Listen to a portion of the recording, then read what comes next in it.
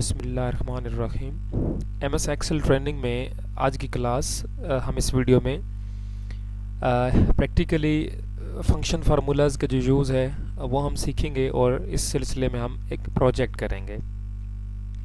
ये इस ट्रेनिंग का हमारा पहला प्रोजेक्ट है। जिस तरह देखिए दूसरे सॉफ्टवेयर्स में भी हम जो एक अमली काम होता है, प्रैक्टिकल वर्क या जैसे आप असाइनमेंट कह लें, ये हम करते हैं ताकि जो टूल्स का राइट यूज़ है वो हमें पता चल सके। इसी तरह एक्सेल के ऊपर भी हम इस तरह के डिफरेंट प्रोजेक्ट्स इंशाल्लाह करेंगे ताकि ग्रिप बन सके, फार्मूलाज का जो राइट यूज़ है वो हम सीख सकें। तो आज का हमारा प्रोजेक्ट थोड़ा बिज़नेस से रिलेटेड है। अगर कोई भी शख्स मसलन एक शॉप रन कर रहा है तो उस सिलसिले में ये प्रोजेक्ट है कि उसके जो सेल परचेज़ है उसको बैलेंस करना और जो प्रॉफिट लॉस है उसे कैलकुलेट करना, और साथ साथ इसी तरह जो इनकम है और एक्सपेंसेस हैं उनको मेंटेन करना। यानी समझिए एक शॉप की एक मंथली एक डिटेल रिपोर्ट होगी जिसे हम अपने इस वीडियो में अभी कैलकुलेट करेंगे।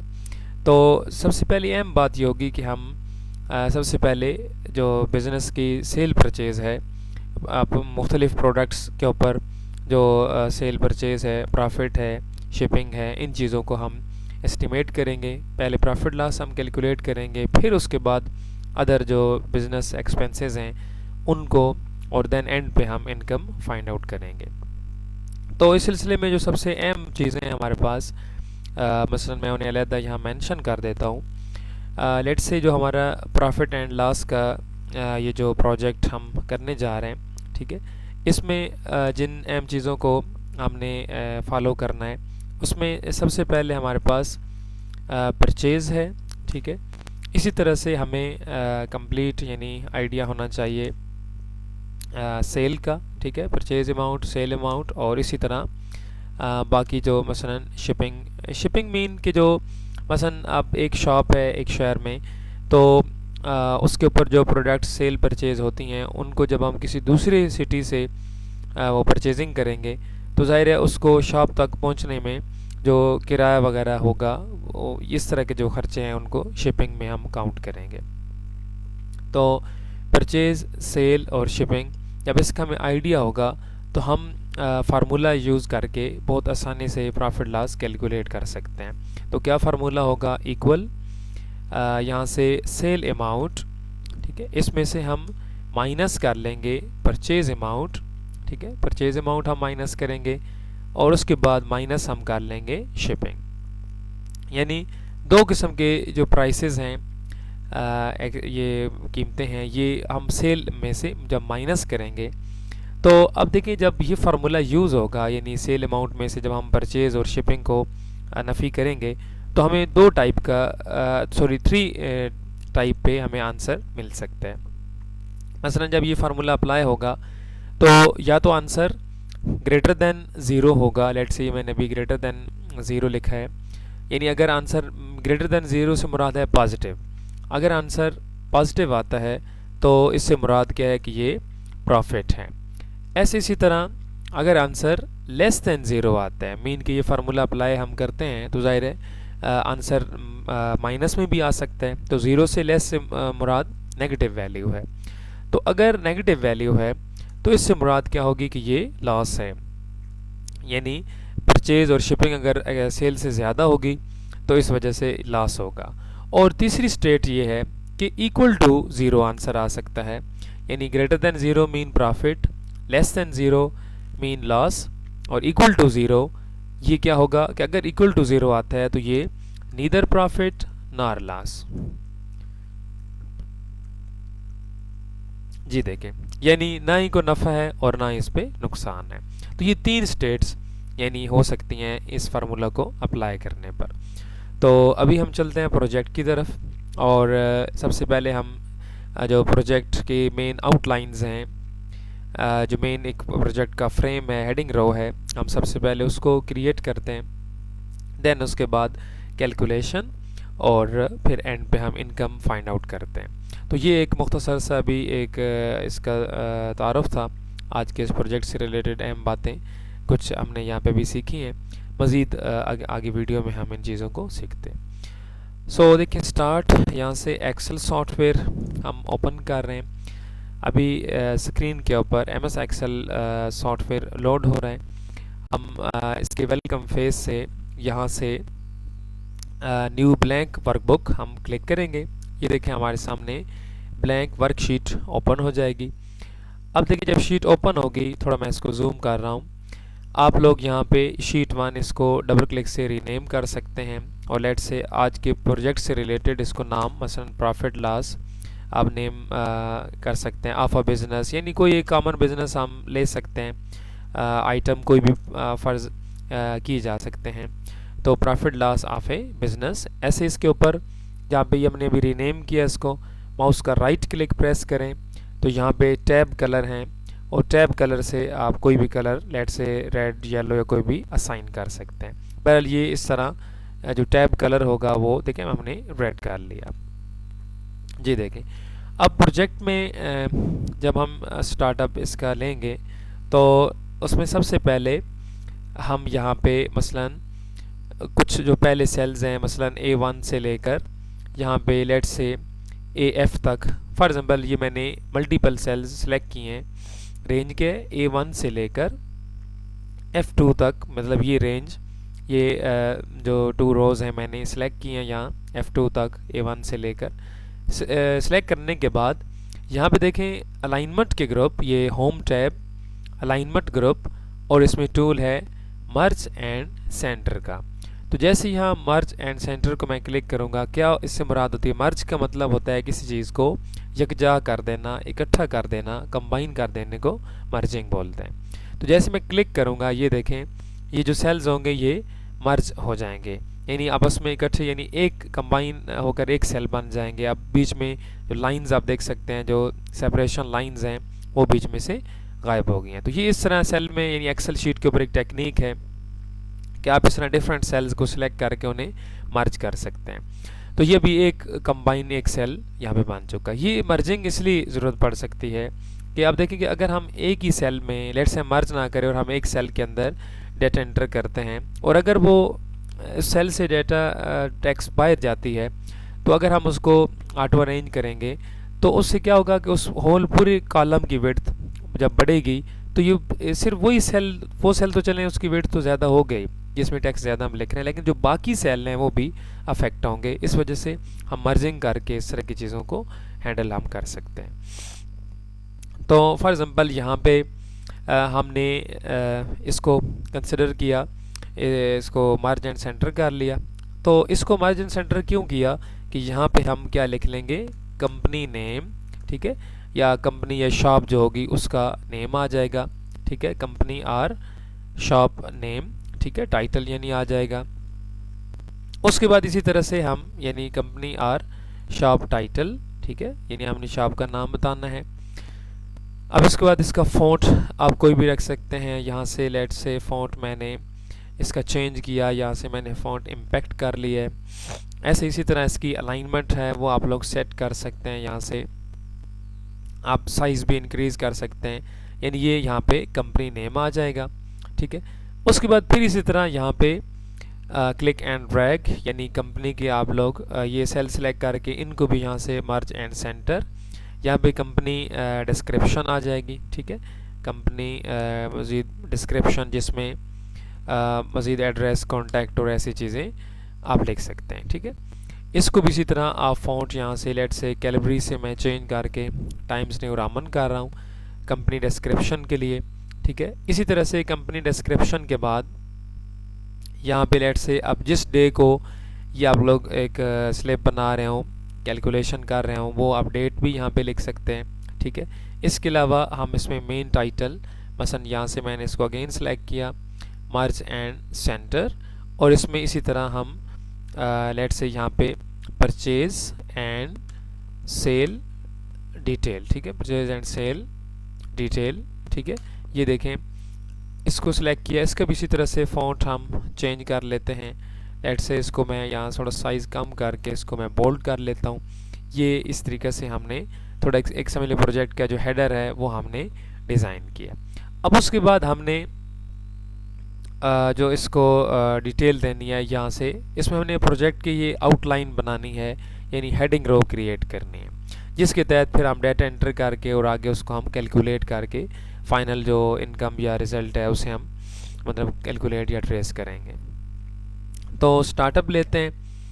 यहाँ से हम लेट्स से कि ये अच्छा, इस एरिया को, ये जो ओवरऑल हमारा प्रोजेक्ट एरिया है जितना भी बनेगा, इसको आप लोग फ़ॉन्ट यहाँ से बेशक टाइम्स न्यू रोमन कर लीजिए जी। देखें तो सबसे पहले हमने जब स्टार्ट लेना है तो यहाँ पे हम क्या करेंगे, सीरियल नंबर ले लेते हैं। लेट्स से ये देखें हमने सबसे पहले सीरियल नंबर ले लिया। उसके बाद देखें इसी तरह आइटम कोड हम कंसिडर कर लेते हैं। यानी ये प्रोजेक्ट आउटलाइन बनवा रहा हूँ, आप लोग इसी तरह ये वीडियो देखते हुए अलग नोटबुक के ऊपर पहले ये प्रोजेक्ट इस तरीके से कैलकुलेट कर जब बना सकते हैं, इसके आउटलाइंस बना सकते हैं। फिर उसके बाद एक्सेल के ऊपर आप इसकी प्रैक्टिस करें। तो सीरियल नंबर, आइटम कोड, इसी तरह आइटम नेम या प्रोडक्ट नेम आप लिख सकते हैं, यानी जो चीज़, जो प्रोडक्ट सेल परचेज जिसकी हो रही है आप उसको लिखेंगे। उसके बाद इसी तरह आइटम नेम के बाद डिटेल, मतलब कि जो आइटम है उसकी डिस्क्रिप्शन क्या, मतलब कलर, साइज़, फ्लेवर क्या है। उसके बाद इसी तरह डिटेल के बाद हम लिख लेते हैं परचेज़ आरएस, ये मैं शॉर्ट लिख रहा हूँ, परचेज़ आरएस, या आप परचेज़ लिख सकते हैं, इसकी प्राइस लिख सकते हैं। उसके बाद इसी तरह हम यहाँ पर परचेज़ आरएस की जगह पे हम पहले लिख लेते हैं यहाँ क्वांटिटी, ये शॉर्ट मैंने QTY लिखा है, जबकि पूरा वर्ड के क्वांटिटी। क्वांटिटी मिकदार को, तादाद या वज़न को कहते हैं। उसके बाद हम लिखेंगे परचेज़ RS यानी परचेज़ प्राइस, और उसके बाद हम लिखेंगे यहाँ पे कॉलम लेंगे परचेज़ अमाउंट, ठीक है, परचेज़ अमाउंट, यानी यहाँ तक क्या होगा, यही परचेजिंग होगी, मीन कि हम बिल बना लेंगे कि इतना हमारा जो एक्सपेंस है या इन्वेस्टमेंट है ये रकम बन रही है, या इन आइटम्स के ऊपर इतना जो बिल है वो बन रहा है। उसके बाद देखें परचेज अमाउंट के बाद हम यहाँ पे कॉलम ऐड कर सकते हैं यहाँ पे शिपिंग का, ठीक है। हर आइटम के ऊपर जो रेंट है, किराया है, मसलन दूसरे जब शहर से वो चीज़ हमने मंगवाई तो उसके ऊपर जो एक्सपेंसेस आए वो शिपिंग के तौर पे यहाँ हम काउंट कर लेते हैं। उसके बाद फिर अब दूसरे हाथ पे हम क्या देखेंगे कि सेल अमाउंट, सेल RS पहले देखेंगे, फिर उसके बाद इसी तरह हम सेल अमाउंट बनाएंगे। अब जब देखें, जब इन दो प्राइसेस का या दो किस्म की कीमतों का हमें अंदाज़ा हो जाएगा, ख़रीद का और फ़रोख्त का, यानी परचेज़ और सेल का, तो जब हम दो इन कीमतों को जान लेंगे तो हम फ़ौरन ये एक जज कर सकते हैं कि हमें इस चीज़ के ऊपर प्रॉफिट है या लॉस है। क्योंकि प्रॉफिट लॉस तब कैलकुलेट नहीं हो सकता होता जब इनमें से सिर्फ एक रकम पता हो। मतलब एक चीज़ है, लेट से मैं कहता हूँ कि मैंने मोबाइल परचेज़ किया, अगर मैं सिर्फ परचेज़ कह रहा हूँ, ठीक है, तो अब कोई अंदाज़ा नहीं कर सकता कि इस पर प्रॉफिट है या लॉस है।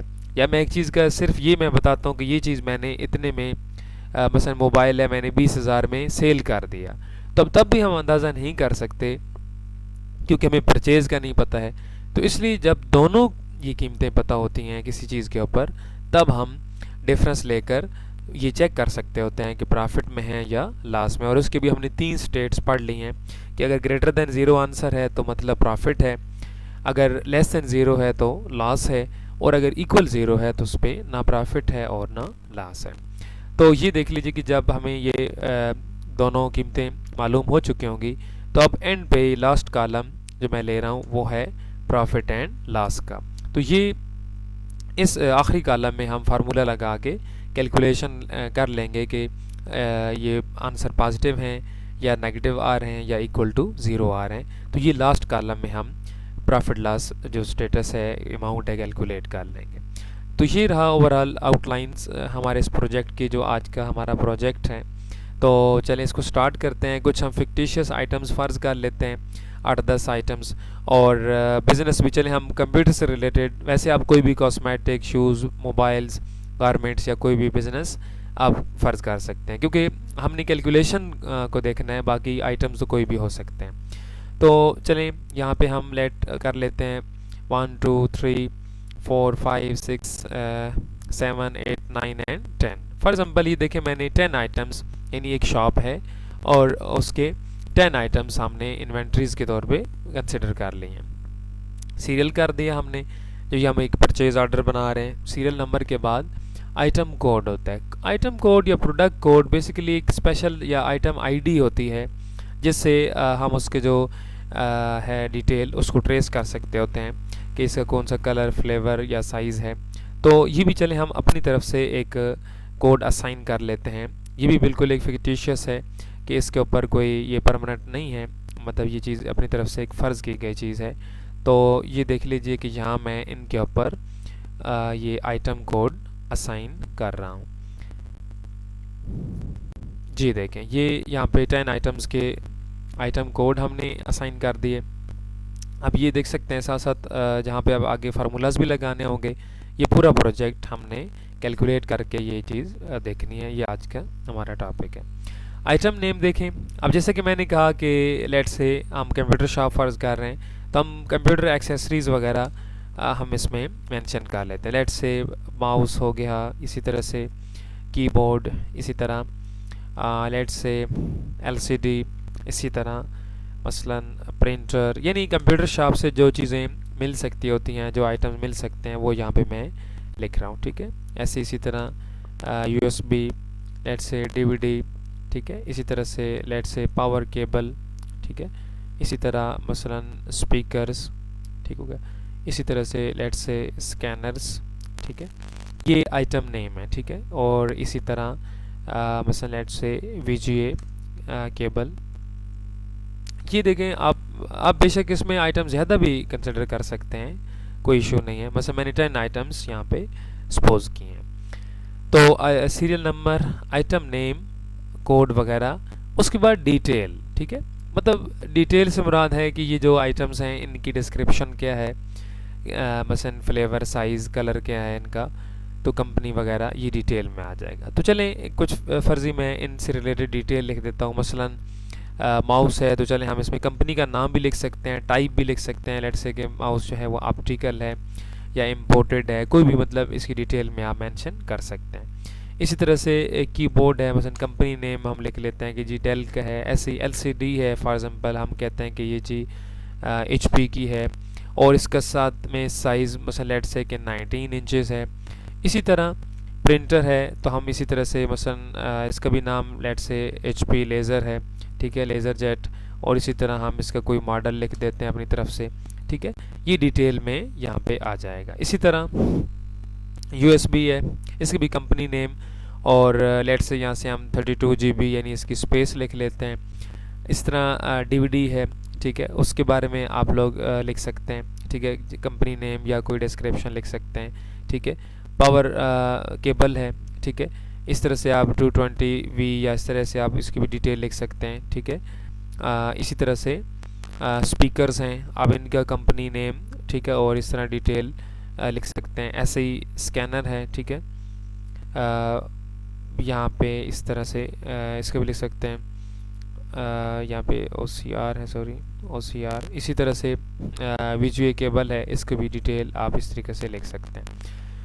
उसके बाद देखिए कि हमें यहाँ पे ये जो हमने डिटेल्स वगैरह हमारे सामने हैं, हम इनको देख सकते हैं कि इन डिटेल्स को के बाद आगे है क्वांटिटी, कि एक चीज़ कितने में परचेज़ की जा रही है, कितनी तादाद में परचेज़ की जा रही है। तो अब ज़ाहिर अब शॉप है, तो अब क्वांटिटी बेशक ज़्यादा भी इंटर कर सकते हैं, यानी एक एक आइटम नहीं बल्कि आप ज़्यादा एंटर कर लें, डजन्स की शक्ल में भी कर सकते हैं।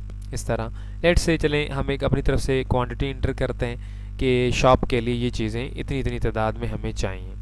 मसलन माउस हैं, हम कहते हैं 1 डज़न यानी 12 जो माउसेस हैं कि हम मसलन परचेज़ कर रहे हैं। 10 कीबोर्ड्स परचेज़ कर रहे हैं, 5 LCDs हम परचेज़ कर रहे हैं, 3 प्रिंटर्स हम परचेज़ कर रहे हैं, 15 USBs हम परचेज़ कर रहे हैं। इसी तरह लेट से 24 DVDs हम परचेज़ कर रहे हैं, 50 पावर केबल्स परचेज़ हम कर रहे हैं। ऐसे ही लेट से 20 स्पीकर्स हम परचेज़ कर रहे हैं, 2 स्कैनर्स हैं, और इसी तरह लेट से 50 VGA केबल्स हैं। ये अब मैंने क्वांटिटी यानी तादाद इंटर की है कि इतने अदद में हमें ये चीज़ें चाहिए। उसके बाद देखें अब है परचेज़ RS।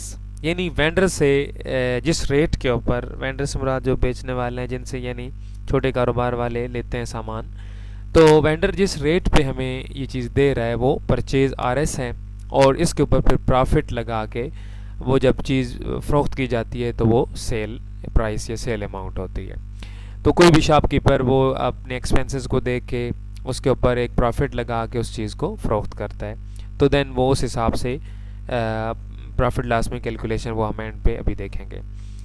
अब चलें अपनी तरफ से मैं यहाँ पे परचेज़ प्राइस लिखता हूँ। परचेज़ प्राइस मतलब एक आइटम की लिखनी है। हमने चलें बेशक 10 चीज़ें ख़रीदी हैं या 15 या 20 ख़रीदी हैं, लेकिन हमने प्राइस एक आइटम की यहाँ पे लिखनी है। मसलन माउस हैं तो बेशक हम देखें 12 ख़रीद रहे हैं माउस 12, लेकिन हमने यहाँ एक की कीमत इंटर करनी है। लेट से हम कहते हैं कि हमें एक माउस 150 रुपये में मिला। इसी तरह कीबोर्ड, लेट से हमें एक कीबोर्ड 350 का हमें मिला। ऐसी एलसीडी है, परचेज लेट से हमारी 3500 है। ये एक एक आइटम की यहाँ पे कीमतें हमने लिखनी है। प्रिंटर है, लेट से हम कहते हैं कि ये प्रिंटर हमें 9500 का हमें एक प्रिंटर मिला है। यूएसबी मसलन हमने लेट से 800 में परचेज़ की है। डीवीडी लेट से हमने 30 रुपीज़ में परचेज़ की है। पावर केबल फॉर एग्जांपल हमने 40 रुपीज़ में परचेज़ की है। स्पीकर्स हैं लेट से हमने 950 में परचेज़ किए हैं। और इसी तरह स्कैनर है, मसलन ये 3200 का परचेज़ किया। वीजीए केबल है, लेट से हम कहते हैं कि हमने 70 रुपीज़ की परचेज़ की। ये देखें मैंने परचेज़ इनकी इंटर कर दिया, परचेज़ प्राइस कि एक आइटम वो हमें कितनी प्राइस पे मिला है। अब हम इस पे परचेज़ अमाउंट कैलकुलेट कर लेते हैं। तो अब ज़रा फार्मूला आप लोगों ने यहाँ अप्लाई करके ये कैलकुलेशन देखनी है किस तरह करनी है। हमने परचेज़ अमाउंट पे आए, हमने यहाँ पे बिल बनाना है, एक्सपेंस बनाना है कि क्वांटिटी और परचेज़ को हमने मल्टीप्लाई करके बिल, मसलन के एक माउस 150 रुपए का है तो 12 माउस कितने के होंगे।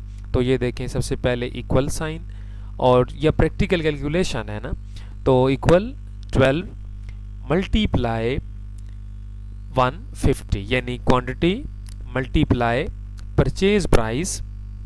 जैसे हम इंटर की प्रेस करेंगे तो ये देखें बिल टोटल होगा 1800 यानी 1800, मतलब 12 माउसेस 150 फी माउस के हिसाब से ये 1800 रुपये ये बिल बनेगा।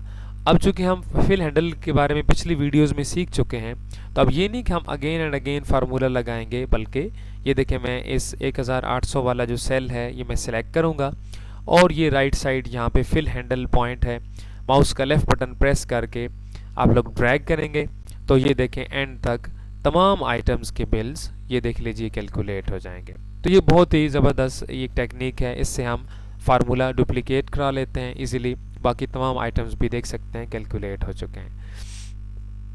अब ये तो परचेज अमाउंट हमने बना ली।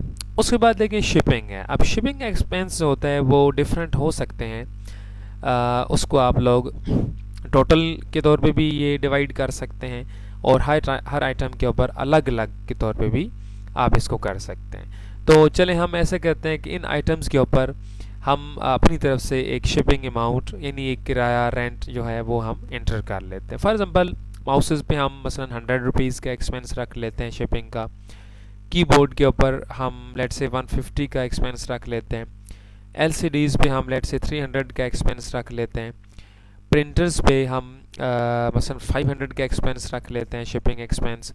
यूएसबीज़ पे हम 50 रुपीज़ का, डीवीडी पे भी हम 50 रुपीज़ का रख लेते हैं। पावर केबल्स पे हम मसलन 20 रुपीज़ का। स्पीकर्स पे हम लेट से 130 रुपीज़ का। स्कैनर पे हम इसी तरह लेट से 350 का, और वीजे केबल पे हम इसी तरह 20 रुपीज़ का शिपिंग एक्सपेंस हम रख लेते हैं। अब आगे हम चलेंगे, हमारे पास आ गया सेल आरएस, यानी अब शॉपकीपर जब ये चीज़ें परचेज़ करके ख़रीदने के बाद अपनी शॉप में जब ये चीज़ें ले आएगा, मंगवा लेगा, तो अब आगे इन आइटम्स को फ़रोख्त किया जाएगा। तो फ़रोख्त करते हुए अब उसके ऊपर शॉपकीपर जिस भी हिसाब से परसेंटेज के हिसाब से या जैसे भी वो एक प्रॉफिट लगा के उसको सेल करेगा, और फिर देन हम प्रॉफिट लॉस की तरफ आएंगे।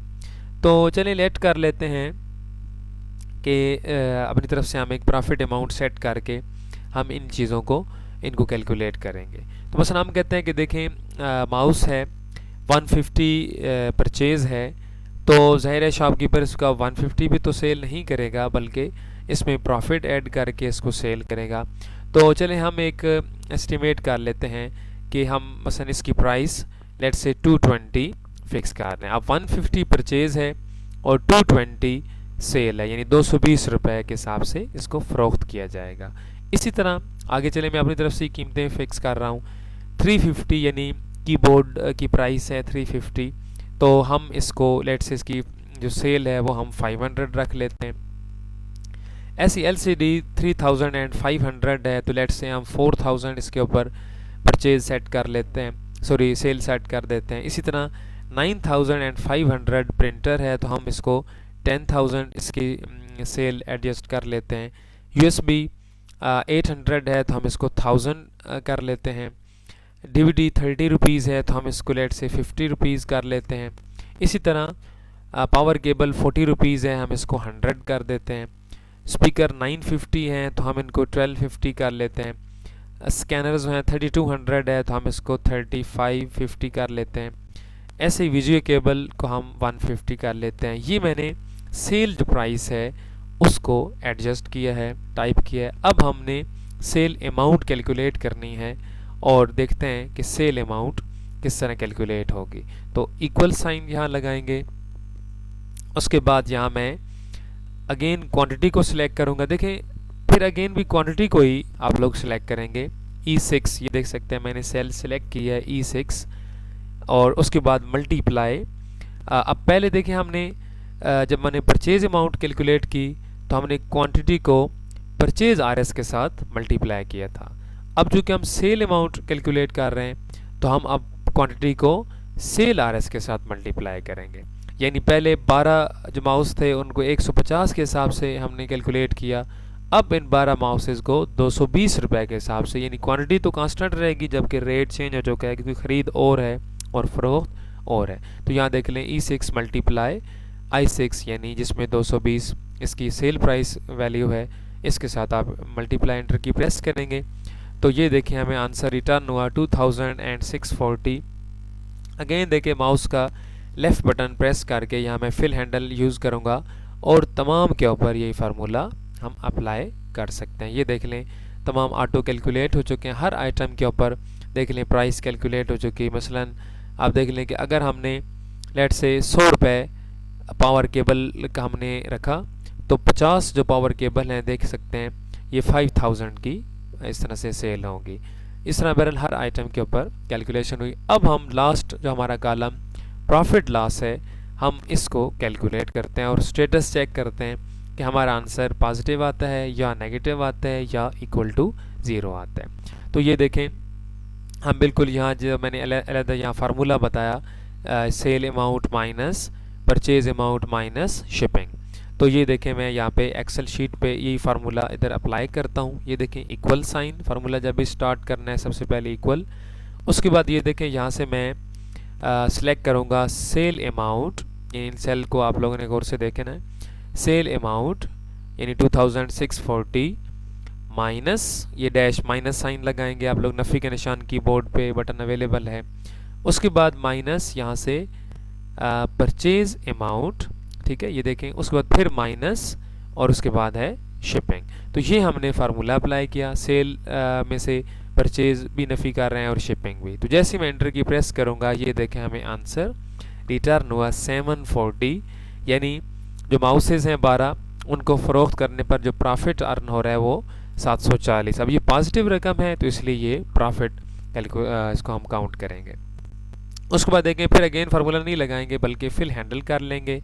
तो ये देखें हमें यहाँ पे इस तरह ये देख लें तमाम आइटम्स के ऊपर अलग-अलग प्रॉफिट्स हमें कैलकुलेट होके यहाँ पे मिल चुके हैं। तो अब इसमें देख लें कि चूँकि all items all prices positive हैं, लिहाजा इसमें किसी किस्म की ये परेशानी नहीं है कि मतलब ये कोई लॉस है। अगर हाँ नेगेटिव होता तो फिर ज़ाहिर है लॉस होता या इक्वल टू 0 हो जाए, यानी शिपिंग और जो परचेज अमाउंट है वो सेल के बराबर हो जाए तो ज़ाहिर है उस वक्त आंसर 0 0 आएगा, यानी सेल अमाउंट माइनस शिपिंग और माइनस परचेज, तो वो ज़ीरो आंसर आएगा। तो वो ना प्रॉफिट होगा और ना लॉस होगा। अब देखिए कि इस प्रॉफिट को हम यहाँ पे इस निचले सेल में ऑटो सम कर लेते हैं ताकि ये कुल अमाउंट आ जाए कि ये कितनी बनती है। तो ऑल्ट प्लस इक्वल, ये हमने ऑलरेडी भी शॉर्ट कमांड पढ़ी है ऑटो सम की। ये देखें जैसे इंटर की प्रेस करेंगे तो ये देखें यहाँ पे हमें देखें 21,850 ये तमाम ये जो शिपिंग और परचेज अमाउंट निकाल के ये प्रॉफिट है 21,850 का। तो उसके बाद ये अब कैलकुलेट हो चुका है। अब इसको इसी तरह हमने यहाँ पे चलना है। मसलन यहाँ से मैं कुछ सेल्स को सिलेक्ट कर रहा हूँ, ठीक है। सिलेक्शन के बाद लेट्स से यहाँ शुरू से सिलेक्ट कर लेते हैं यहाँ से कुछ सेल्स, और इनको सिलेक्ट करके मर्ज एंड सेंटर, और यहाँ पे मैं आ जाता हूँ अदर एक्सपेंसेस की तरफ। अदर एक्सपेंस से मुराद होता है कि जैसे शॉप चल रही है तो रेंट हो गया, सैलरीज हो गई, और यूटिलिटी बिल्स हो गए, ट्रैवलिंग हो गई, फ्यूल जो है इस तरह का, ये एक्सपेंसेस अदर हैं। तो देन इनको भी देखें काउंट किया जाता है और इनको भी माइनस कर लेंगे जब हम प्रॉफिट में से, तो देन जो अमाउंट होगी वो इनकम कहलाएगी। तो ये देखिए अदर एक्सपेंस चलने फिक्टिशियस मैं अपनी तरफ से ले लेता हूँ। मसलन शॉप रेंट है, अगर पर्सनल शॉप है तो ठीक है, कोई इशू नहीं है, कोई भी रेंट का या प्रॉब्लम नहीं होगा। लेकिन अगर रेंट पे है तो ऑफ कोर्स उसका जो रेंट होगा वो भी हमने कैलकुलेट करना है। तो फ़ॉन्ट बैरल यहाँ से टाइम्स न्यू रोमन चल रहा है जी। देखिए रेंट, अब चले हम यहाँ रेंट लिख लेंगे। शॉप रेंट के बाद कोई सैलरी है, मसलन कोई आगे मुलाजिम रखा हुआ है तो सैलरी उसकी होगी, एक है या ज़्यादा हैं तो सैलरीज हो जाएंगी। उसके बाद इसी तरह से बिल्स वगैरह, बिजली वगैरह का बिल हो गया, PTCL इंटरनेट का बिल हो गया। इसी तरह कोई ट्रैवलिंग यानी हो गई, आने जाने का ख़र्चा हो गया, और इस तरह और कोई अदर मिसलेनियस आप लोग कोई भी एक्सपेंस ले सकते हैं। तो यहाँ हम क्या कर लेंगे, टोटल एक्सपेंस कर लेंगे, और देन उसके बाद हम यहाँ इनकम फाइंड करेंगे। तो बेसिकली हमारा इनकम फाइंड करना भी टारगेट है, तो इसलिए लास्ट टाइम इनकम फाइंड कर लेंगे। चलें अदर एक्सपेंस में हम कुछ यहाँ एंट्रीज़ कर लेते हैं। मसलन शॉप रेंट कहते हैं, लेट से हम कहते हैं कि ये जी 5,000 है। इसी तरह सैलरीज़ में मसलन हम कहते हैं जी 7,000 है। ऐसे ही बिल्स हैं, लेट से हम 2,000 कह देते हैं। ऐसी ट्रैवलिंग है, फॉर एग्जांपल हम 2,000 कह देते हैं। ऐसे ही अदर्स हैं, तो ये अदर्स हमने लिख लिए, तो यहाँ हम टोटल करना है। तो ऑल्ट प्लस इक्वल, ये देखें ये सारे expense rent, salaries, bills, travelling, others, inter की प्रेस करेंगे तो ये देखें लेट से 19,000 मतलब ये हमारा एक्सपेंस है। तो अब हमने टोटल एक्सपेंस कर लिए, तो अब हम इनकम को फाइंड आउट करते हैं। तो इनकम फाइंड आउट करने के लिए बिल्कुल आसान सा फार्मूला होगा, इक्वल ये जो प्रॉफिट देखें यहाँ पे हमने कैलकुलेट किया कि 16 सेल में, यहाँ से गौर से देख लीजिए, ये जो 21,850 प्रॉफिट है इसमें से हम माइनस करेंगे टोटल एक्सपेंस को, ये जो हमने टोटल किए हैं। B23 सेल देख सकते हैं जिसमें 19,000 ये एक्सपेंस, जिसमें शॉप रेंट, सैलरीज, बिल्स शामिल हैं। तो ये देखें 21,850 में से 19,000 यानी 19,000 नफ़ी कर लेंगे, यानी टोटल प्रॉफिट में से टोटल एक्सपेंस जब अदर एक्सपेंस माइनस होंगे तो देन हम इंटर की प्रेस करेंगे, तो ये हमारे पास जो अमाउंट होगी ये इनकम कहलाएगी। ये इनकम कैलकुलेट करने तक हमने इस चीज़ को देखा है। अब जब ये सारा प्रोजेक्ट कोई भी कंप्लीट हो जाए, जब आप लोग इसे कंप्लीट कैलकुलेट कर चुके हों, तो इसकी फिनिशिंग होती है थोड़ी बहुत, यानी इसकी आप लोगों ने एडजस्टमेंट करनी है। जैसे कि लेट से मैंने समझाया था कि जहाँ पे प्राइसेस हों उनको बाकायदा ये कॉमा स्टाइल दिया जाता है ताकि वो करेंसी मोड में या प्राइस मोड में शो हो, ठीक है। इसी तरह यहाँ पर भी हैं, तो इसको भी इसी तरह से अदर एक्सपेंस भी कॉमा स्टाइल में करेंगे, ठीक है। ये बना लें। इसी तरह इसके अलावा आप लोग बॉर्डर्स वगैरह लगा सकते हैं, जहाँ पे बॉर्डर की ज़रूरत हो वहाँ पे आप लोग बॉर्डर लगा लीजिए, ठीक है। इसी तरीके से बाकी अदर जितनी भी ऐसी जो सेटिंग्स हैं वो आप लोग यहाँ बना सकते हैं, ठीक है।